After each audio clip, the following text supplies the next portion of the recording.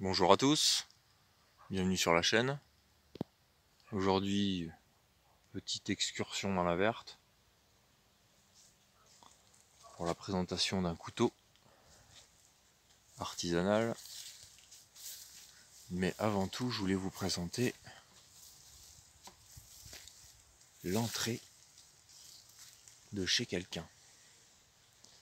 Alors, je ne sais pas si véritablement quelqu'un vit ici ou quelque chose. Quand je dis quelqu'un, c'est un animal, bien sûr, un renard, blaireau, belette, peut-être personne, peut-être juste une cavité naturelle, mais à mon avis, ça a été ou ça doit être squatté par quelqu'un. Quoi qu'il en soit, on va pas déranger. C'est un trou assez gros, assez profond. J'ai pas éclairé, je veux pas déranger. Hein, je veux pas, même si la tentation est grande, on va pas déranger plus que ça. Voilà, c'était juste pour vous le montrer.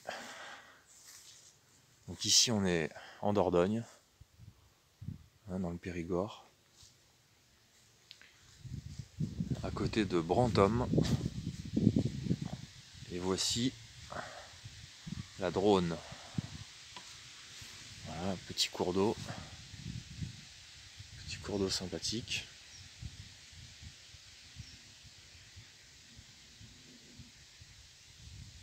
Voilà, c'est paisible, même si on n'est pas très loin de bled aux alentours, mais quand même un petit coin paisible. Aujourd'hui, donc présentation d'un couteau. Je vais vous présenter. J'ai ramassé une branche qui est tombée par terre. Faire des petits tests de coupe. Je pose le trépied et je vous montre l'engin. Donc, il s'agit de ceci, un petit Pouco.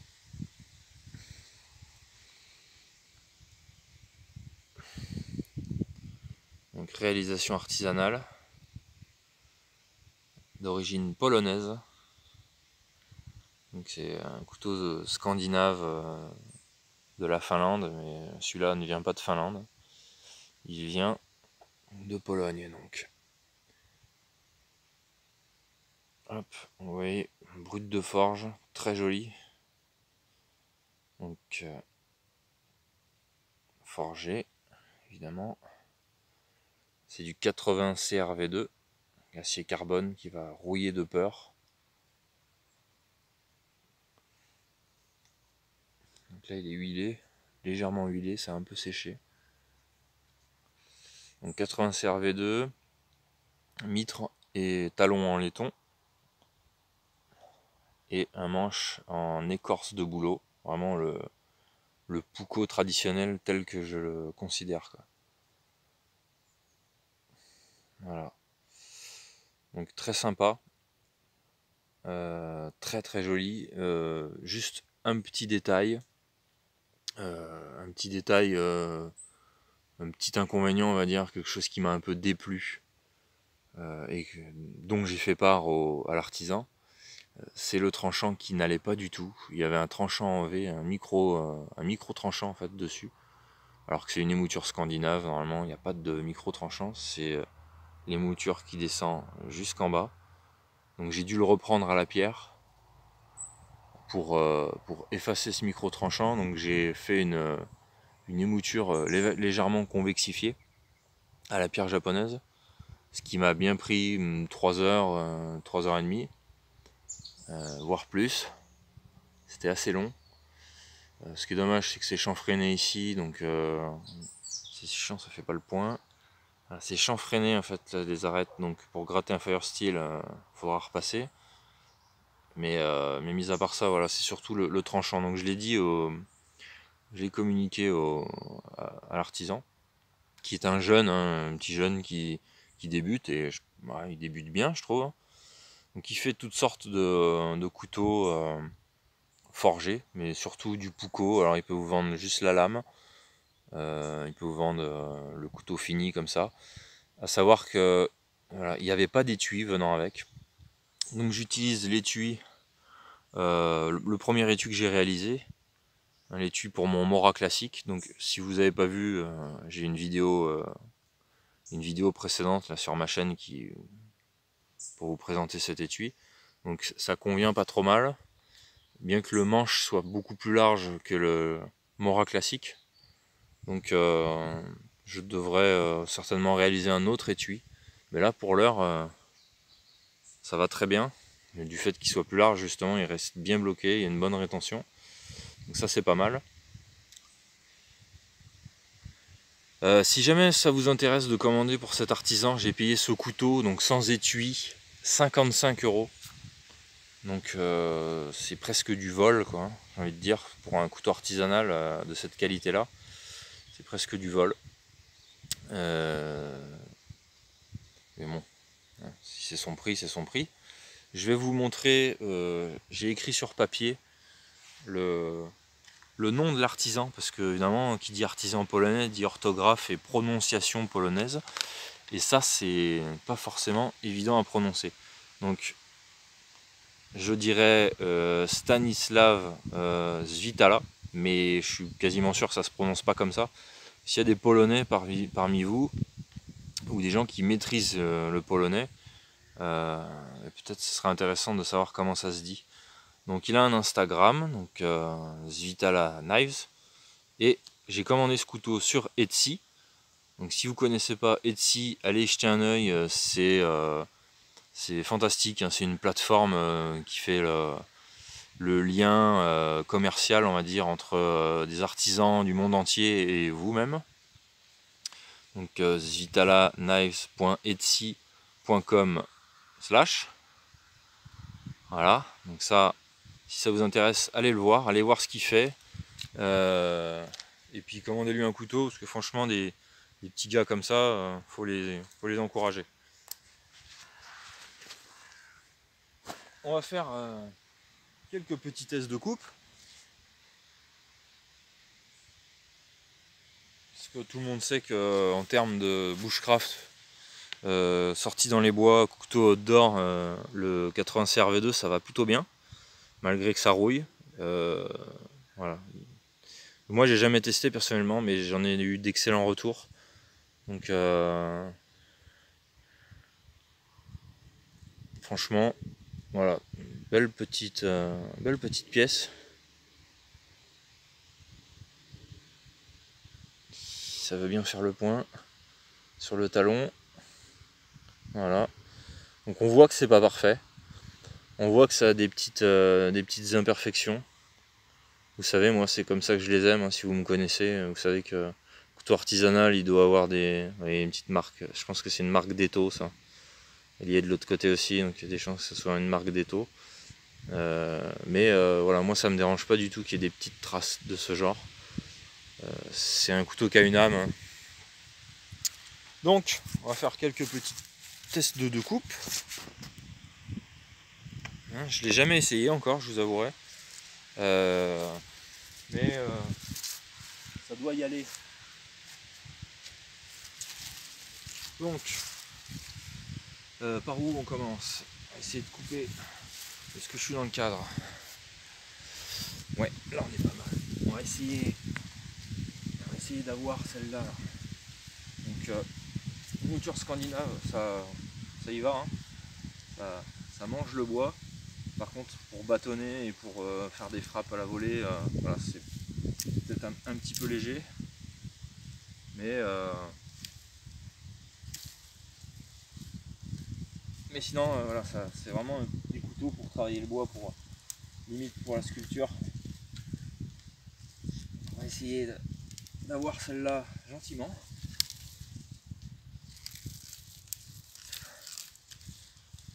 Voilà.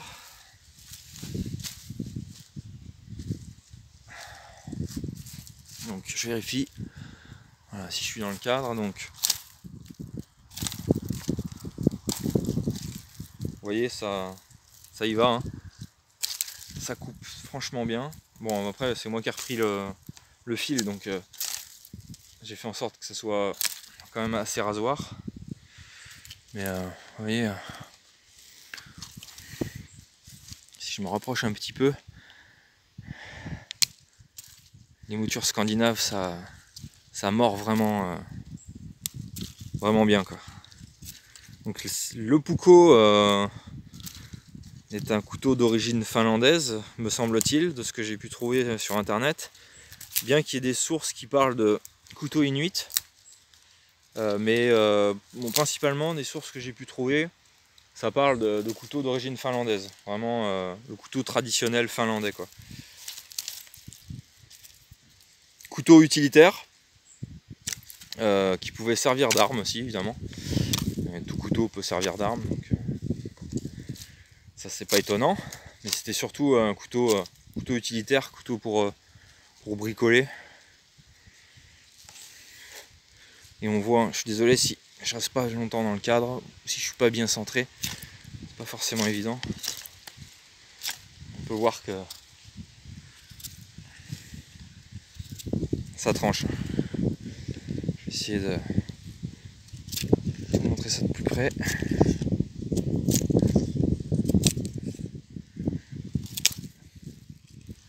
Donc vous voyez, belle pointe.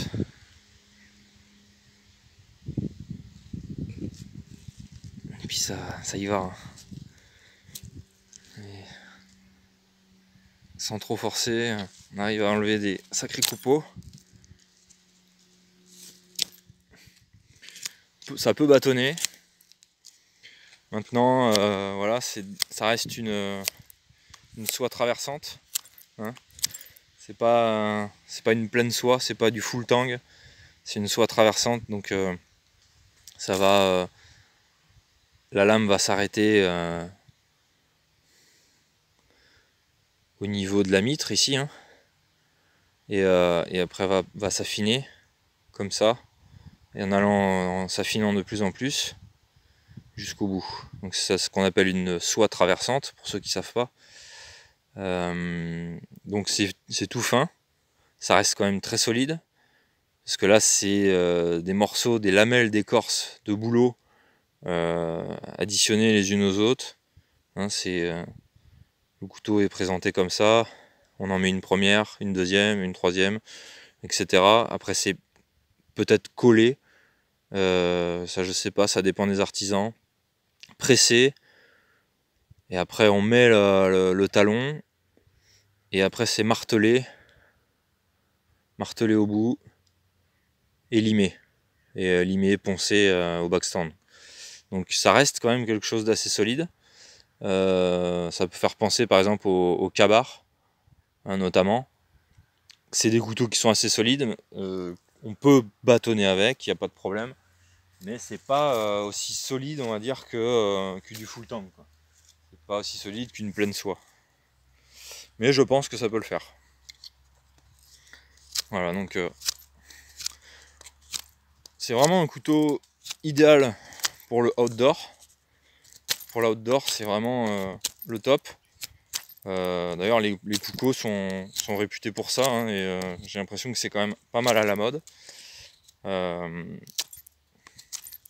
Parce que efficace, hein, c'est une mode pertinente, on va dire. Parce que les gens savent vers quoi aller, quoi. Donc on peut parler du Mora, qui est pas scandinave mais suédois, mais qui reprend quand même pas mal le principe du Puukko. On peut parler de Scandiknives. Je sais pas si vous connaissez Scandiknives. C'est un Français qui fait des couteaux, donc il fait passer lames. Il les reçoit, c'est des lames Lorrain Métalli, donc des lames finlandaises. Et par contre, il les reprend complètement si vous voulez du polymiroir, du satiné, ou si vous voulez garder le brut de forge. Et il fait les manches et les étuis lui-même. Il fait du super boulot. Si vous connaissez pas, allez voir Scandiknives. Pareil sur Instagram, sur YouTube, vous trouverez. Vous voyez là, voilà, ça y va. Franchement, ça bouffe le bois, quoi. Alors, je suis désolé, ça fait pas le point. Il me faudrait un fond en fait.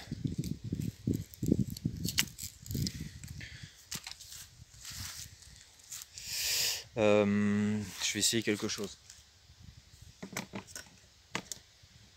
ça va bouger un peu.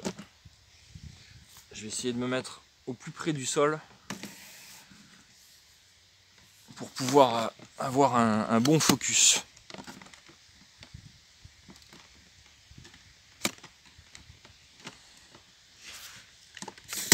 Hop, désolé, ça bouge un peu, c'est du pseudo direct.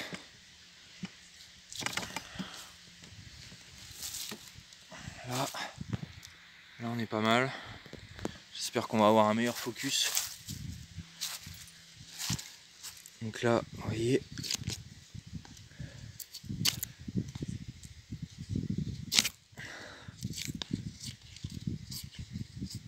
Voilà, pour dire que le Puukko c'est du bon couteau outdoor. Si vous connaissez pas, achetez-vous un Puukko, de préférence artisanal. Hein. Bien sûr, un bon Mora, ça a toujours un bon rapport qualité-prix,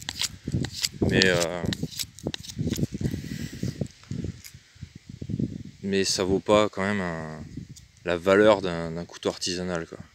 Même si ça fera le même boulot. Voilà, donc ça c'était du couteau bien artisanal, vous voyez, pour écorcer, pour faire du petit copeau, pour faire une pointe, pour aller chasser le mammouth. Voilà, ça me paraît pas mal. Et après, après utilisation, bien huilé, bien nettoyé. Moi j'ai un petit récipient d'huile de silicone là, qui va bien, avec un petit chiffon à l'intérieur. Ça je vais le nettoyer direct. Bon, voilà, sachez que si vous commandez, il n'y a pas d'étui qui vient avec. L'étui, comme je vous l'ai dit, c'est moi qui l'ai fait. Donc soit vous mettez au cuir, soit vous trouvez un petit artisan qui vous fait un étui en cuir. Sympa. Donc pour 55 €, hein, bon c'est pareil, il faut savoir reprendre le fil. J'espère qu'il va s'améliorer, maintenant je lui ai dit. Je suis peut-être pas le premier à lui avoir dit. Mais le fil, voilà, ça coupait pas, hein, ça coupait pas, micro tranchant, dégueulasse, enfin voilà, c'était un peu douteux. Donc c'est dommage parce que le reste du couteau est quand même de bonne qualité. On voit que c'est un artisan qui débute et qui fait peut-être des petites erreurs, ou que voilà, bon, je sais de quoi je parle puisque moi-même je fais des couteaux qui peuvent avoir des défauts. Ça me rebute pas. Maintenant, un couteau doit être tranchant à la vente, quoi. Donc je trouve ça un peu dommage. Là j'ai fait un tranchant qui va bien, mais maintenant si on n'est pas capable de reprendre un couteau sur de la pierre, parce que là on parle d'affûtage, on parle même plus d'aiguisage, quoi. La différence c'est qu'il y a vraiment beaucoup de matière à enlever pour créer un fil. J'ai dû créer un fil, donc j'ai fait du convexe, parce que pour passer d'un micro tranchant comme ça à quelque chose de plus aigu, comme une émouture scandinave, bah, le mieux c'est d'opter pour du convexe. Voilà, donc écoutez, j'espère que la vidéo vous aura plu. Des petits tests de coupe, j'espère que vous aurez trouvé ça quand même assez pertinent. Vous verrez si vous avez un jour ce type de couteau entre les mains que il n'y a pas de problème, ça y va. Et ça, avant de l'émousser, il va en falloir. Voilà, donc ben, écoutez, je vous remercie d'avoir regardé la vidéo. Petit like, n'hésitez pas à vous abonner, à commenter. Merci beaucoup et à la prochaine. Ciao ciao.